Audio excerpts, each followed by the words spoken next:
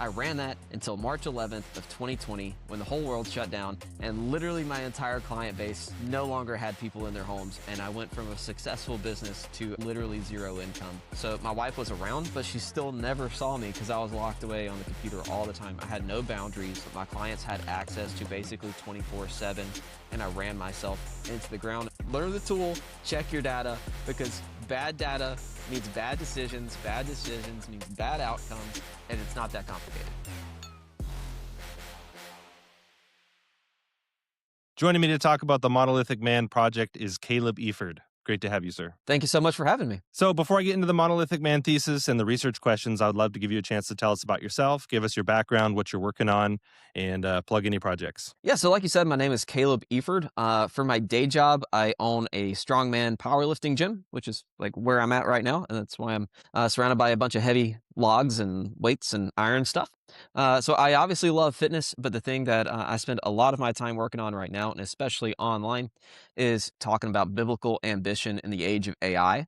In the online spaces, I'm a little bit more known for artificial intelligence. So kind of two weird ends of the spectrum there. Spend my days talking about strongman and powerlifting, and my spare time talk about artificial intelligence. But those actually kind of go hand in hand, and I'd love to talk about how I ended up in the AI world. But I have a family, and I'll keep that a little bit under wraps. I have a wife, and I have a daughter. Try not to post her too much online or talk about that too much, just for privacy reasons.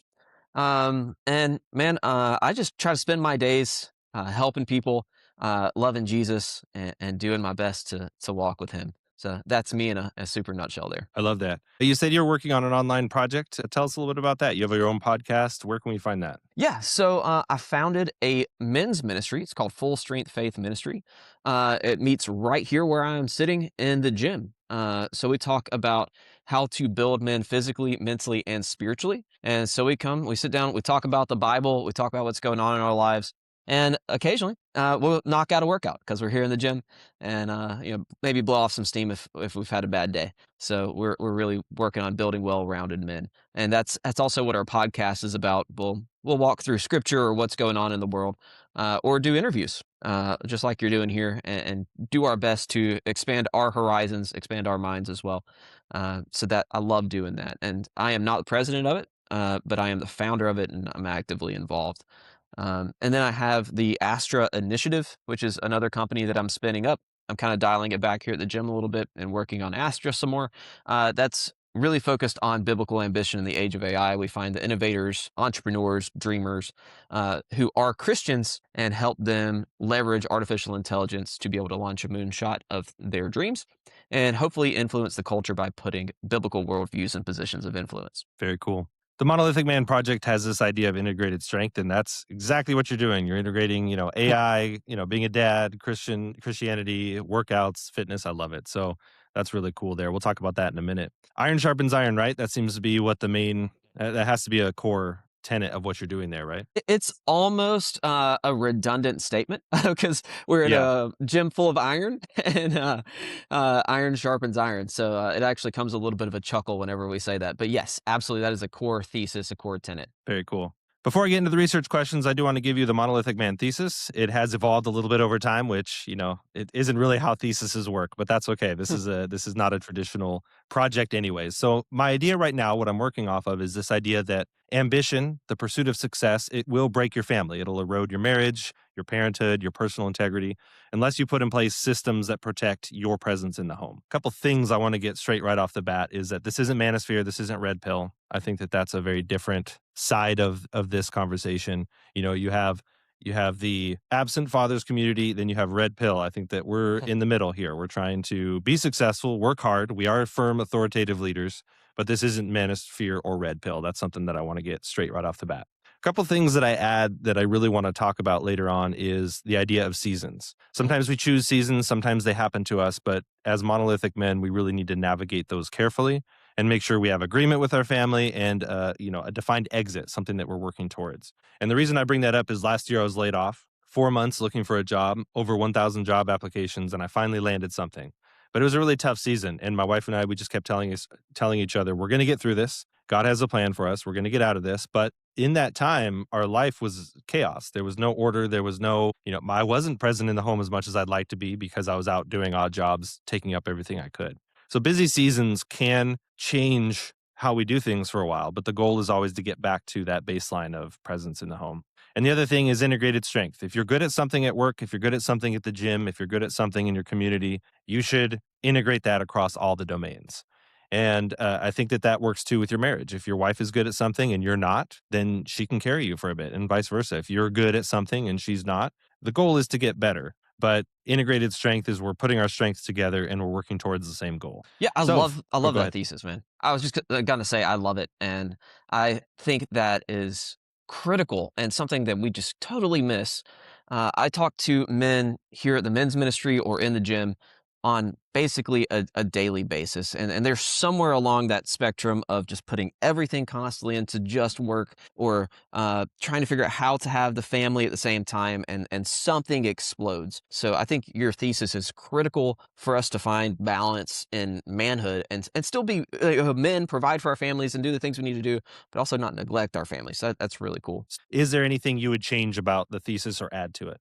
Honestly, man, the only thing I could possibly think of is refining what you mean by busy seasons or sprints, because I call them sprints in my life. But even in my sprints, I have learned from trial and error and several burnout episodes that my sprints have defined boundaries. One of my defined boundaries is taking a Sabbath. Every Sunday, it is basically impossible for a client to contact me unless they knock on my front door, which has never happened. But having those boundaries within those sprints and those busy seasons, I found is absolutely critical. So maybe my sprint isn't what most people would consider a sprint, where you're just all out constantly. But yeah, that's a super nuanced approach there. But I love your thesis, man. I'm all in. Love that feedback. Yeah. Like I said, every person I've talked to so far has had something to add to it. And that's why I set out on this journey, because I was talking to my wife about how there wasn't a great framework for me when I was in that layoff season of how to get out, how to survive, how to keep the family, focused first, the main mission. And so I was like, I'm going to build a framework for other people to help me out. And I talked to a mentor of mine, and he's like, sure, you got some good ideas, but you're not the only one that can provide input in this. And so that's where I came up with the idea of let's interview 100 guys who are living this tension well. And then we can distill all of that knowledge. And man, you're the sixth person I'm talking to. And this is the best thing I ever could have done. There's several mechanisms I've implemented in my home, and my family is deeply appreciative of things that I've learned from the guys that I've talked to before this. Dude, I love the learning approach. Uh, that's one thing that I try to implement as much as I can and not come at it with like, oh, I already have the answers. I love the learning approach that you're bringing to this. All right. So question number two. This is my favorite so far because it gives us the actual tools that we can use. Lots of great ideas here. What mechanisms, any kind of tool, system, ritual, tradition, anything you use to put family first, put God first, put your faith first, anything that you use to make that happen? Well, I've already mentioned the Sabbath. So I take Sundays. We go to church on Sunday mornings. We'll maybe do a little Bible study as a family, which is kind of hard because my daughter's a toddler, so she's kind of bouncing off the walls. But we do our best. And then we spend that day with family. And my phone is put off to the side. Usually I'll lose it. I'll be looking for it Sunday night so I can have it for work on Monday morning. I don't even know where I put it. That's a very rigid. We do not break that Sabbath for almost any reason unless it's an absolute emergency. And if we do have to break it for some reason, we will replace it. So if we don't have that Sunday, maybe I'm taking Wednesday off or something like that. And I will say my productivity and ability to get things done in my life is way better since I've done that. And I've learned this the hard way. I really put my marriage through the ringer. See, that was maybe 5 years ago. Been married for almost 9 years now. And it was about 5 years ago that I really put my marriage through the ringer because I overdid it on work. I way over focused on work. And yes, there are those seasons. There was one season where I lived in Tampa, Florida. I ran an in-home personal training business for elderly people. And I ran that until March 11th of 2020 when the whole world shut down and literally my entire client base no longer had people in their homes. And I went from a successful business to I had literally zero income in the span of about 8 hours. One of the worst days of my life. So I had to sprint to rebuild that business as an online business. I ended up overdoing it, getting adrenal fatigue, like really bad, and put myself in bed for 2 weeks. Now, another story. Uh, but my marriage suffered there. I still didn't learn my lesson. I did not set boundaries. Later, I basically did it again. I needed to sprint again, and I poured myself into the business. I was working from home at this time, so my wife was around, but she still never saw me because I was locked away on the computer all the time. I had no boundaries. My clients had access to me basically 24/7, and I ran myself once again into the ground, and my marriage was really, really strained.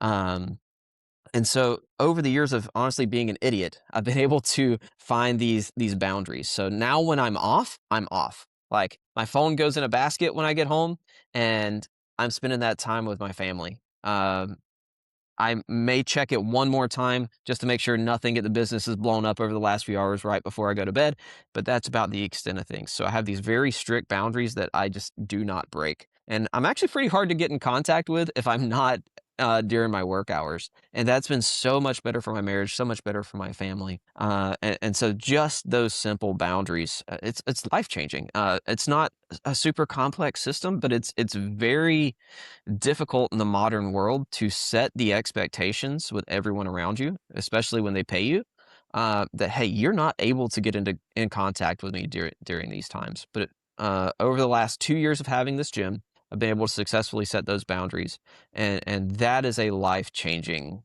move that I've made. It's the simplest. It's biblically recommended with the Sabbath, and it sounds super obvious, but especially if you're like a visionary, an entrepreneur, or maybe you're going through a tough season. Like you said, January is usually busier in the gym world. Here, not so much because it's cold. Um, and this is not an air conditioned gym or heated gym. It's insulated, but that's it. So it's real cold in here. So my gym picks up like March time frame.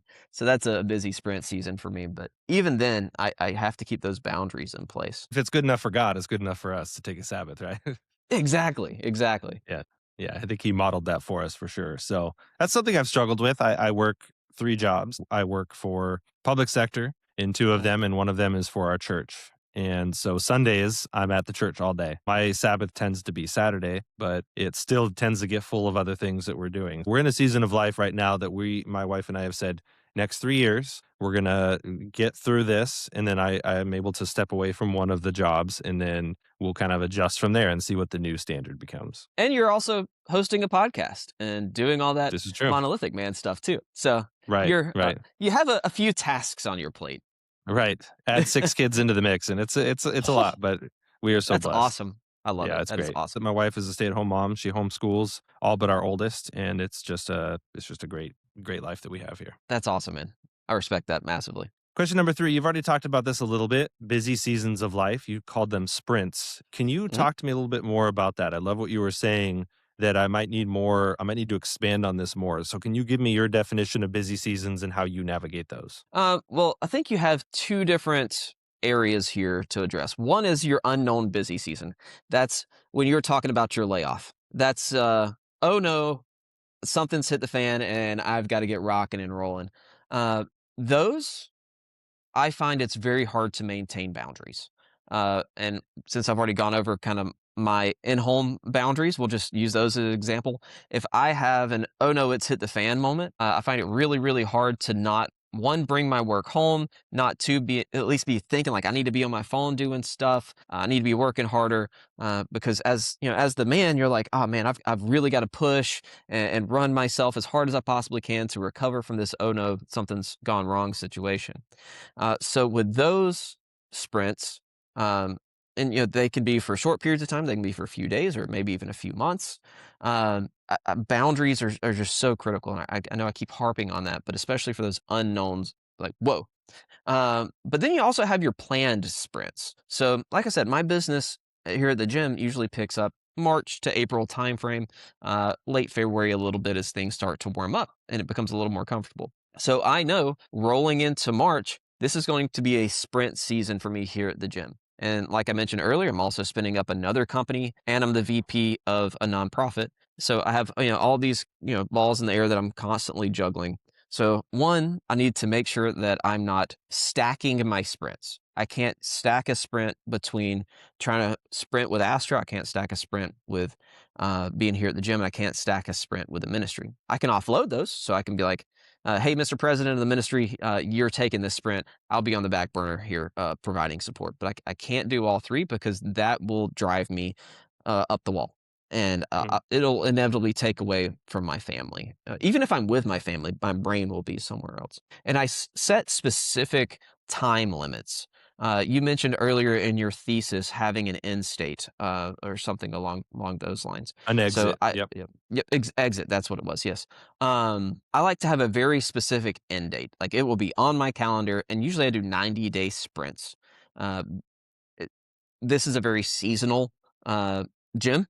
It's a very seasonal business.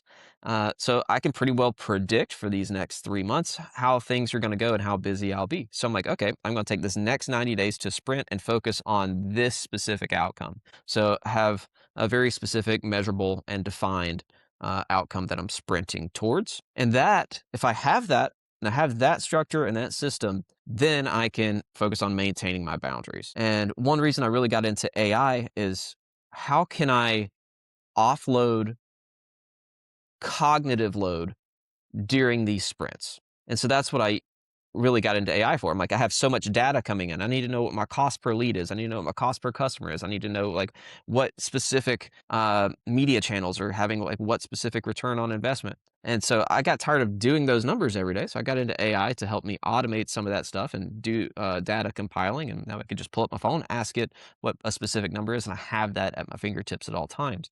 So yes. So I'm saying that having a very specific and structured sprint for however long that needs to be depends on what your job is, what your business is, or what you're doing with your life. Very specific, time bound, and then make sure your boundaries are firmly set in place, and then start to offload and automate whatever you can so that your sprint's not so sprinty. So, That AI is definitely a force multiplier if you use it correctly. absolutely, it's way more than just a chatbot. And let's take a little bit of time to get into that. You've mentioned that you're using AI and you are starting a business or a community for men, faith-based, that Mhm. uses AI. Can you tell us a little bit about that and what tools you use? Yeah, so the tools part is fun. And I love giving interviews about the tools part because my general answer is by the time this comes out, even if it comes out tomorrow, that answer will probably be irrelevant. Like I've been playing with Grok 4.20 today. It is fantastic at complex tasks. If you have something that really needs to be thought through and kind of red teamed, it's fantastic at that. Grok 4.1 yesterday was not so great at that, but it was great at giving you a very authentic colloquial answer with a maximum truth seeking side. So I'm diving into this very specific model because this has changed within the last few hours for me and my business.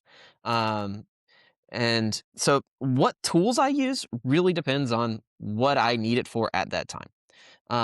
I basically have my ecosystem built around XAI and Grok. I have it to where it has access to all of my numbers. Basically, at the end of the day, I'll just go put in what my numbers were for the day. I could have it to where it goes and pulls them. I just honestly haven't set that up again. I had it for a little bit, then I tinkered with it, messed it up. But I'll put in my numbers at the end of the day, so that way it knows what the numbers are. It's great at compiling data, and it'll give me my numbers. And so that's primarily what I use it for in the business. And so I'm never sitting there being an Excel spreadsheet number cruncher anymore. I haven't opened Excel in months, which has been awesome. One thing that I was using AI for today was to red team my business plan for Astra.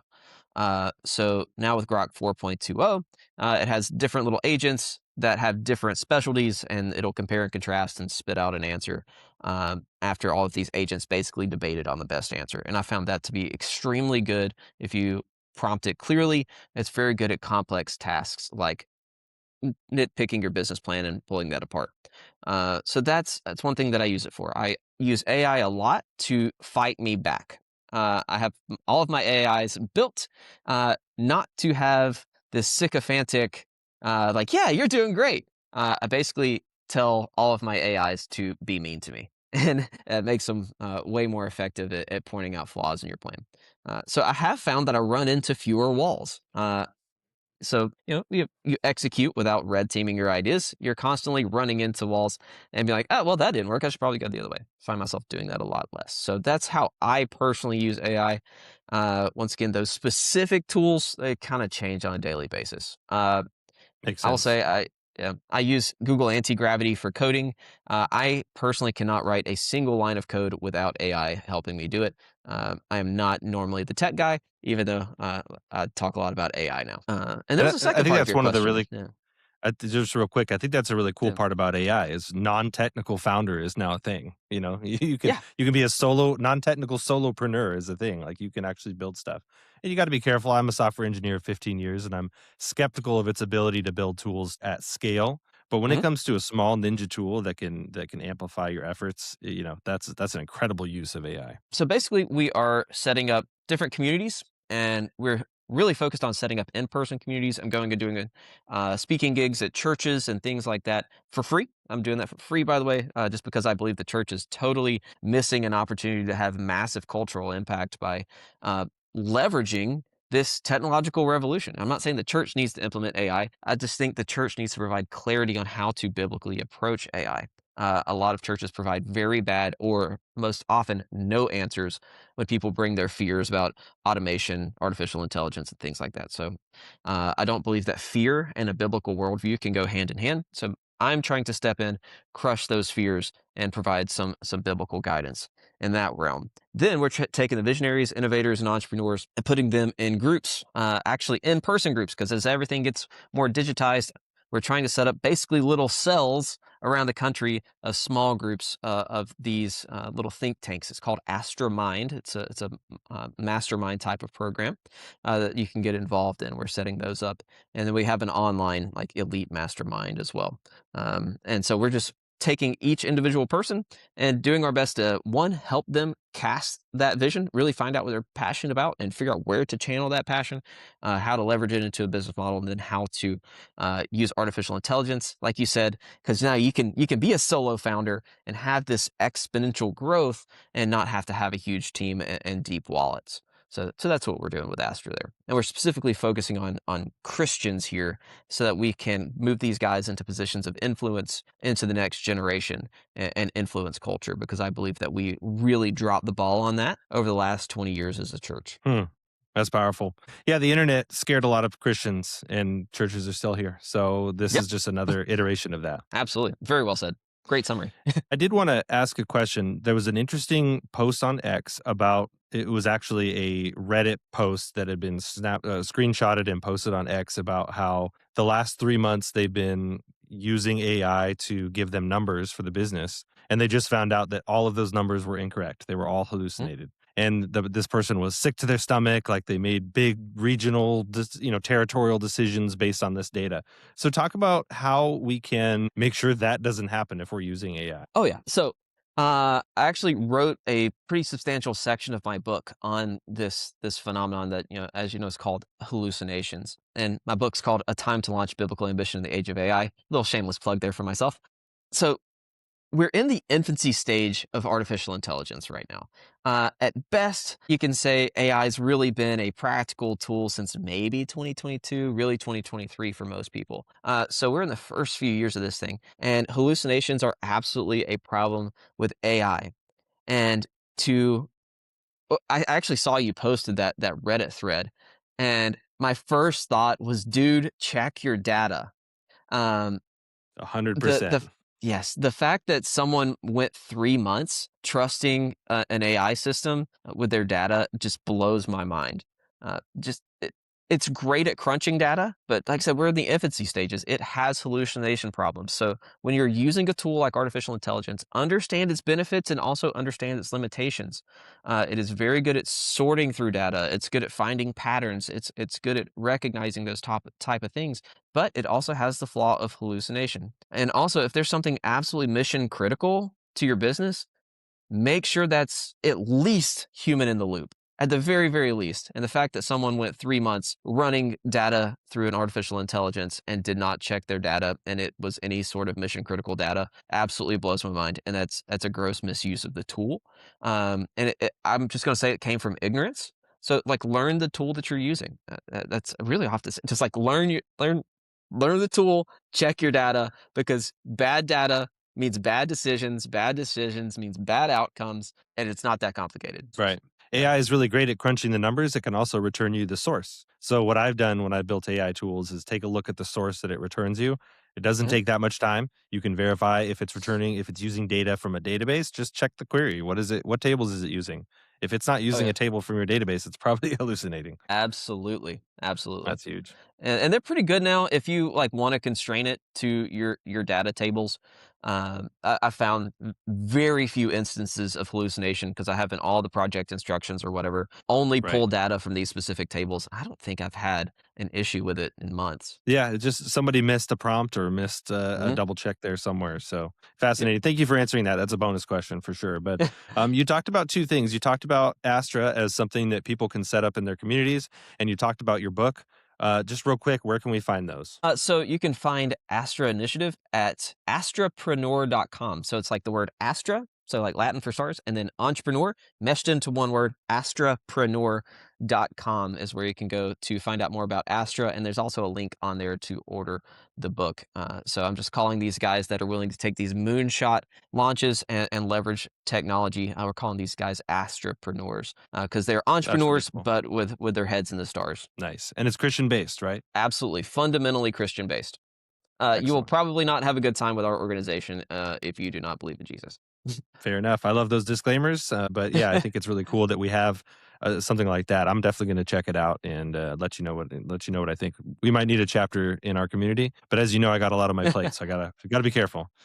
Absolutely. Um, Yep. Don't overextend. yep, Keep your boundaries. exactly. Yeah, that's a problem that I've gotten into in my life is that I love to say yes to things. I love to start new things. I'm very passionate about community and our family in the community. But I need to start saying no more, and my wife is very good at reminding me of that. Oh yeah, I had a pastor, maybe 2 or 3 years ago, just pulled me aside. He's like, "Hey man, I feel like I need to tell you this. Just make sure you don't overextend. Make sure you're okay saying no to things because I see like you're passionate about things." And that was the best advice I have ever gotten. I think. I think you're the second interview out of 6 who's had a pastor that pulled them aside and said that to them, and I think that's really huge, that's great. Good on Uh, pastors, man. yeah, yeah, there's some great pastors out there who are taking care of their flock, including the people that volunteer because, man, it can burn you out real quick. And I mentioned how my wife has reminded me recently to say no more, and that kinda brings me to my last question, which is integrated strength. It's this idea I'm exploring. It's probably a core tenet of the Monolithic Man thesis, and it's the idea that if you're good at something in your home, in your marriage, outside the home, then you should integrate that across all domains. And if you and your wife are good at things, then you should support each other.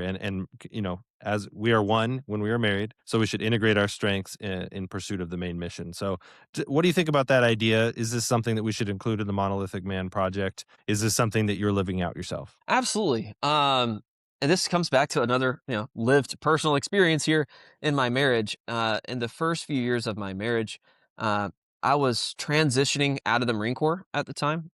So I was an infantryman in the Marine Corps, and so everything was very hard charging. I was an NCO, so my job was to send my guys as aggressively forward as possible. And I unfortunately brought aspects of that into my marriage, and that was not good because I felt a need to be and I didn't see it at the time. I was completely ignorant of it. I looking back at it, I felt this need to kind of be domineering, very leading oriented, way too much. There is leading your family, and then there is throwing your family, if that makes sense. And I was very much throwing my family at things, and I did not allow my wife to show her strengths.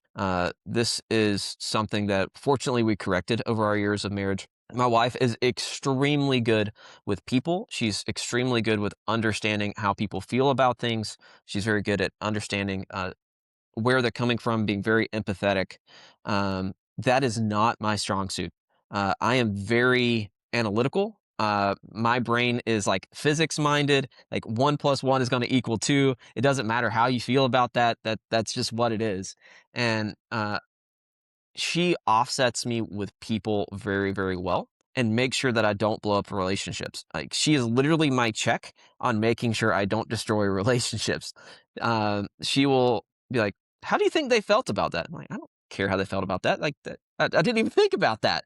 And it'll be something I didn't mean to come off aggressive, and turns out, hey, she saved the relationship. This has happened literally innumerable times during the past few years. So her strength is really being able to be the nurturing. And I know these are almost like stereotypical roles, but man, there's a reason that husbands and wives are complementary, right? But she fills that role so well. I'm very good at just making sure we're directionally set, and have strategies for everything, and maybe the analytical side of things is built out. Uh, but without the emotional intelligence side of things, which honestly I don't have great emotional intelligence, I'll just be honest.